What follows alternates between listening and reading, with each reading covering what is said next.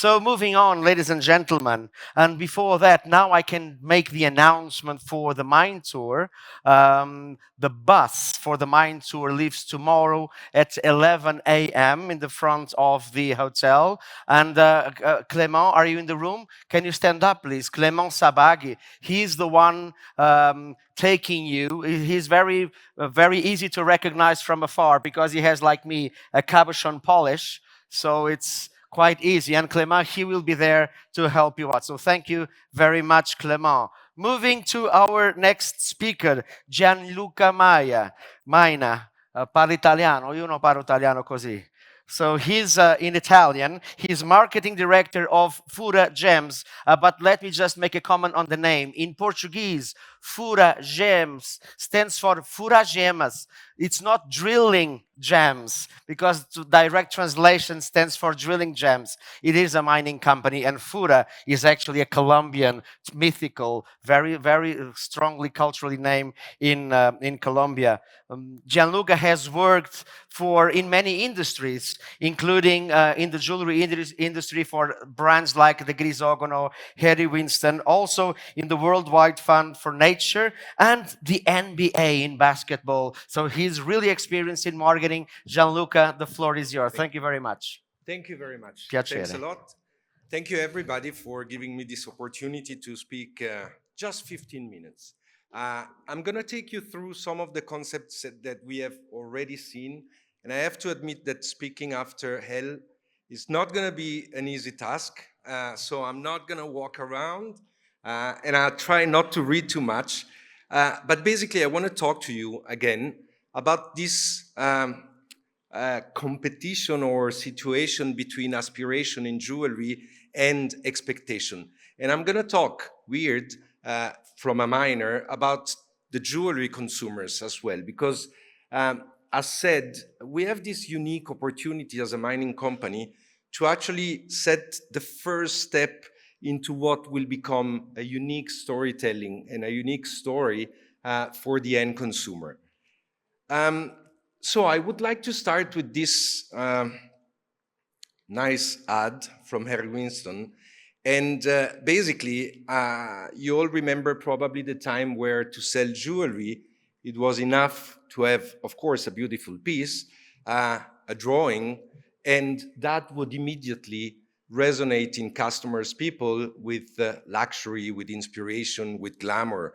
And actually, if you read, I don't know if you can, but on the bottom of the ad, there is a phrase that says that the jewelry piece bears the Harry Winston mark. So that was the synonym of trust. It was enough to say it bears the mark Harry Winston, and everybody would trust that. Today, given the new consumers that we have, that's going to be a little bit more difficult, and probably you would have to add a few marks additionally to prove the origin, to prove that it has been responsibly produced, that the stones are responsibly mined, and probably that's not even enough. So we, as a mining company, have this amazing chance to help brands build loyalty with their customers. And to build loyalty with their customers, there's only one thing: trust. And to build trust, you need to use transparency. So it's a very simple equation, but it's fundamental. Without transparency, there's no trust. And without trust, there's no loyalty. As we said yesterday, customers, luxury buyers are smarter. So we said that they have access to a lot of information. They're not necessarily as educated as we wish, but they're also louder, and they have the possibility to talk on social media, particularly, to interact between them, and they can build or destroy brand reputations very easily. So we need to consider this important element, and even us at the beginning of the supply chain need to be very aware of that. Authenticity is taking slightly over opulence, or to say it differently, opulence is not enough. You need authenticity. Customers, they want to know about sourcing, authenticity, ESG informations, and even if they may not be able to read that and to understand that, they want to know, they're going to talk about carbon emissions. We see that. They're going to talk about water consumptions. So we need to integrate that. And finally, these informed buyers will shape the brand reputation, because if they are happy, if they are confident, they will basically contribute to build that brand reputation or destroy it. So we see that traceability as a very important strategic role. It matters a lot. And what we use at Fura Gems to basically idealize our work is this, we call it the virtuous circle. Let's start from the point, wow, I don't see enough, from the more transparency and organization. So this is the first step in our opinion. We need, and we spoke about this a lot, we need more transparency and more organization in the color gemstone industry. With that, we can build more confidence and trust. We speak, for instance, about the people who buy from us, so the cutters and polishers, and the people that buy from them, the brands. We still see that a lot of brands are hesitating in investing importantly in color gemstones. But at the same time, we also see that there is an amazing opportunity, because diamonds are a little bit in a difficult situation. And so everybody is attracted to us. And at the same time, everybody wants to be reassured by many things. So more confidence and trust will create increased demand from the brands. This is a situation that we're living. More availability of color gemstones at the brand level will create more product. And more product will mean more investment from the brands on color gemstones. When I was working, it's a small parenthesis, when I was working at Harry Winston, we had a say, which was never invest in advertising on color gemstone pieces, because we don't know when we're gonna have another ruby or another sapphire, because we are not confident enough that we can launch big collections featuring color gemstones.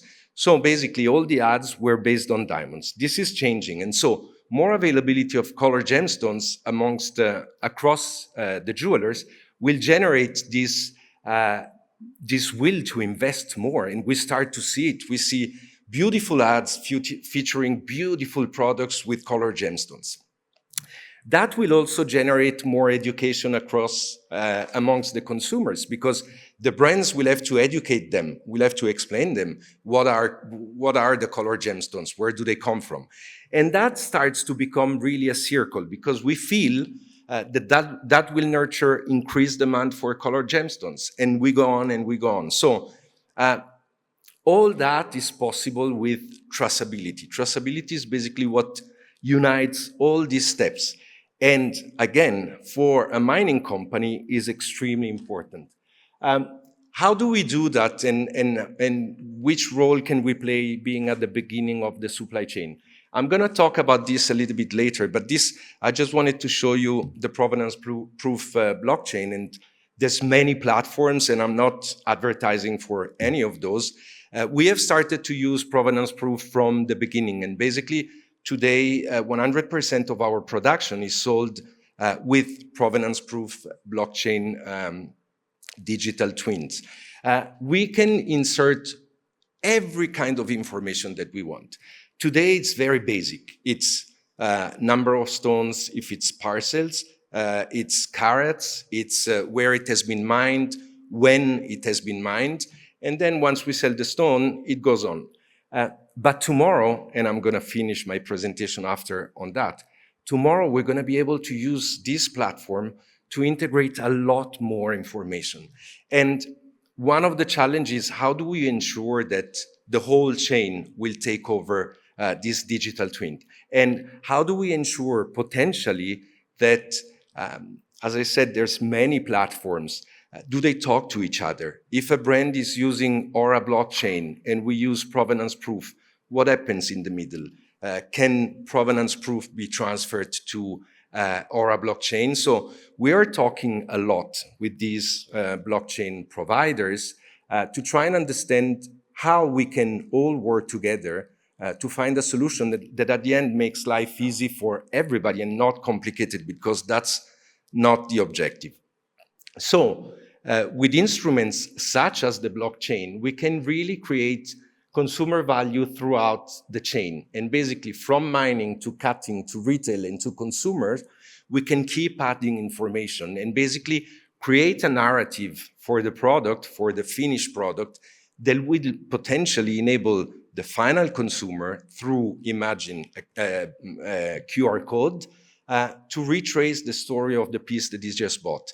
That's interesting storytelling for him because it's genuine, it's true, and it adds value to the product that he bought. So, as I said, traceability is a way to build a narrative that feels intimate, feels meaningful, and that needs to be totally true, because that's the important thing. We need to base all these traceability stories on hard facts. Let me now tell you a little bit about Fura, just one slide, and how we use these elements in what we do. So Fura Gems, we are 1,200 people across, mining 250 square kilometers. We produce since our creation, which was seven years ago, over 100 million carats. We have 25 licenses across countries. We are active in 5 countries, 4 continents, and 4 mines. So we are a fairly young mining company that has been very well established over the years. Our mines span from Colombia to Mozambique and to Australia. And recently we have started an exploration project in Madagascar. Our products are the results of the mines. This is some of the images of our mines. We go from Colombia to Mozambique to Australia and finally to Madagascar.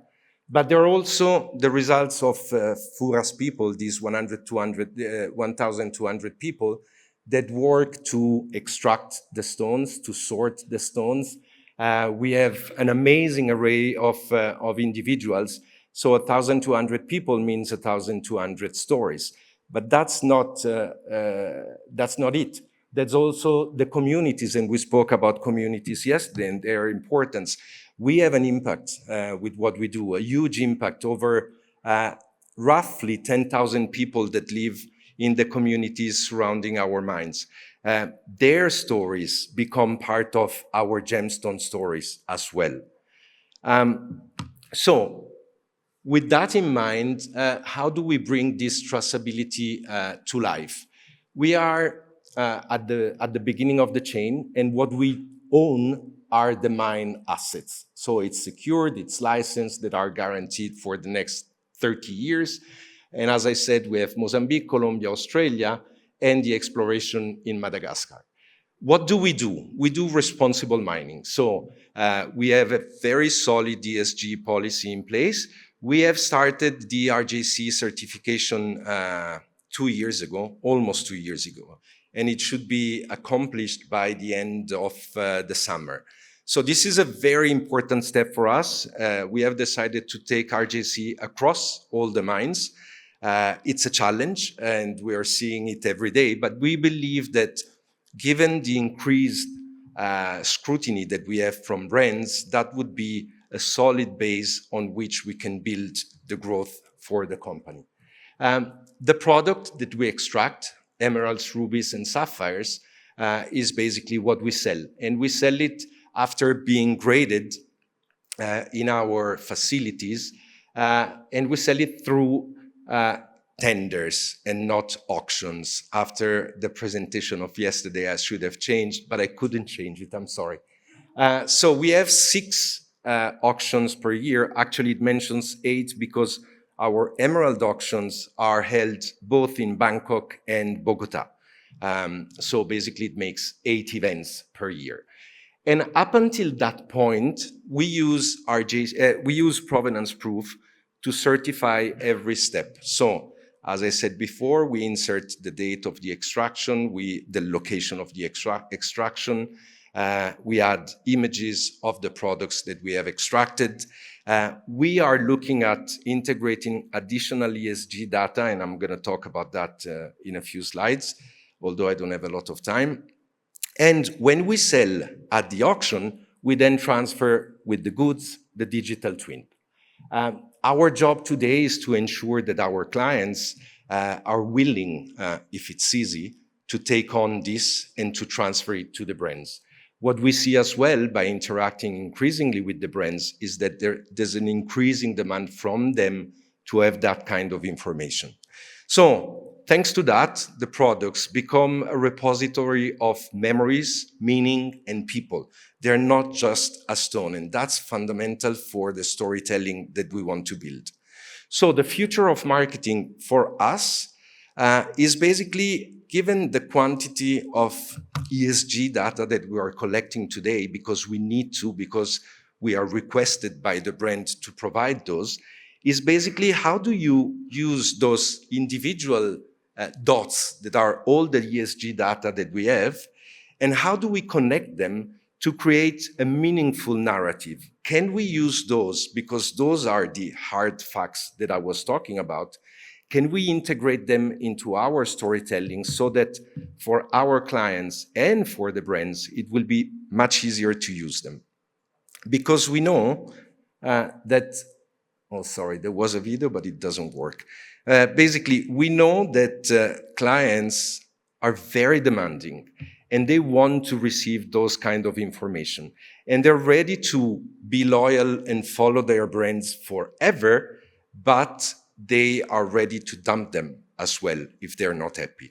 So basically, with this increased storytelling, we think that we can go from responsibility to relevance, and basically to become relevant and to help them, to help the brands become relevant to all of their customers. That's it. It was fast. Thank you very much. It was a pleasure. And just one thing that I wanted to add, of course, as I said, we are at the beginning. We cannot do all of this by ourselves. We need to collaborate with GEM Labs. We need to collaborate with all of our clients, because all these pieces of information, they come from everybody. So for us, it was a great opportunity to be here, but we would love to keep discussing about this, because it's really a teamwork.